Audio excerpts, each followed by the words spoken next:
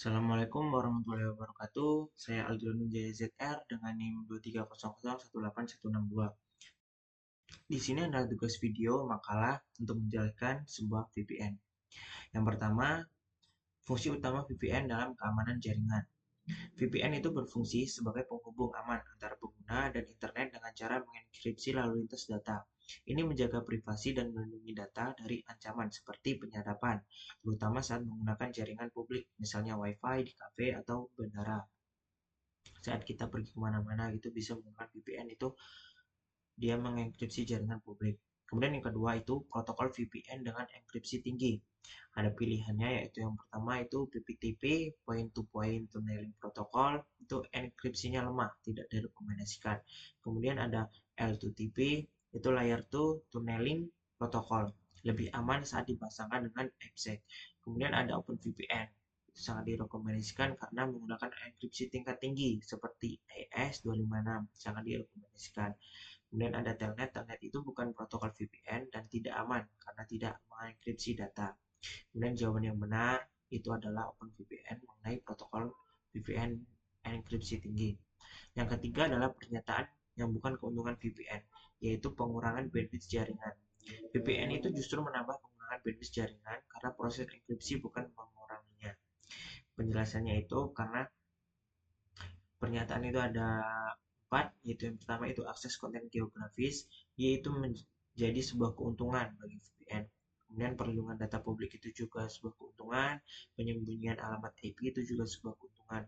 Dan sedangkan pengurangan bandwidth itu bukan keuntungan, karena bandwidth itu proses enkripsi.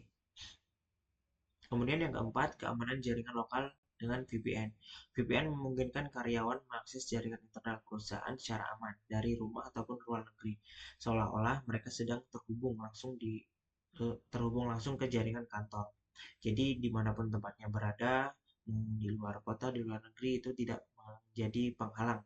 Jadi bisa di semua tempat gitu. Yang kelima itu apakah VPN menghasilkan risiko phishing?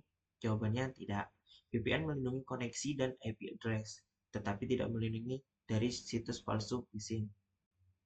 Edukasi pengguna dan perlindungan browser masih dibutuhkan. Jadi selama kita menggunakan VPN, kita juga harus perlu belajar mencari tahu lagi tentang perlindungan pengguna dan perlindungan browser gitu. Kemudian cara VPN melindungi privasi di Wi-Fi publik. VPN mengenkripsi lalu lintas data. Jadi, meskipun Wi-Fi publik disadap, informasi yang ditransmisikan tetap aman dan tidak dapat dibaca oleh pihak ketiga. IP address pengguna juga disembunyikan dalam VPN itu. Itu cara dia melindungi privasi di Wi-Fi publik. Kemudian yang ketujuh ada perbandingan OpenVPN versus PPTP. Di sini ada 4 aspek, yaitu yang aspek pertama itu keamanan. Di OpenVPN itu sangat tinggi karena menggunakan AES256, sedangkan PPTP itu rendah, banyak celahnya. Kemudian dalam segi kecepatan, OpenVPN itu stabil, tapi sedikit lebih lambat, sedangkan PPTP itu rendah tetapi tidak aman.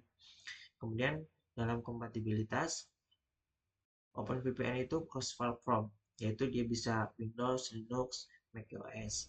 Kemudian PPTP itu sangat terbatas, cuman sedikit bisa platform untuk mengaksesnya.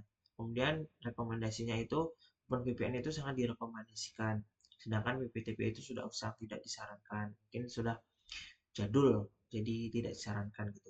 Kemudian yang ke-8, langkah-langkah implementasi VPN di jaringan perusahaan. Yang pertama itu identifikasi kebutuhan dan tipe VPN, site to site atau remote access. Kemudian yang kedua adalah pilih protokol VPN yang aman, misalnya OpenVPN atau L2TP atau AppSec.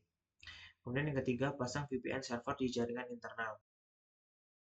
Kemudian yang keempat, konfigurasi firewall dan port yang digunakan VPN. Yang kelima, install VPN client di perangkat karyawan. Kemudian yang keenam, uji koneksi VPN dari luar jaringan perusahaan. 7. Pantau dan audit secara berkala untuk mendeteksi kebocoran dan penggunaan abnormal. Penutupannya, VPN itu menjadi teknologi vital dalam menjaga keamanan data dan konektivitas jarak jauh. Meskipun menawarkan banyak keuntungan, pengguna tetap perlu berhati-hati terhadap ancaman lain seperti phishing. Implementasi yang benar akan meningkatkan kepercayaan dan efisiensi sistem jaringan. Mungkin itu saja yang bisa saya sampaikan mengenai sebuah VPN. Semoga bermanfaat. Saya akhiri. Wassalamualaikum warahmatullahi wabarakatuh. Bye bye.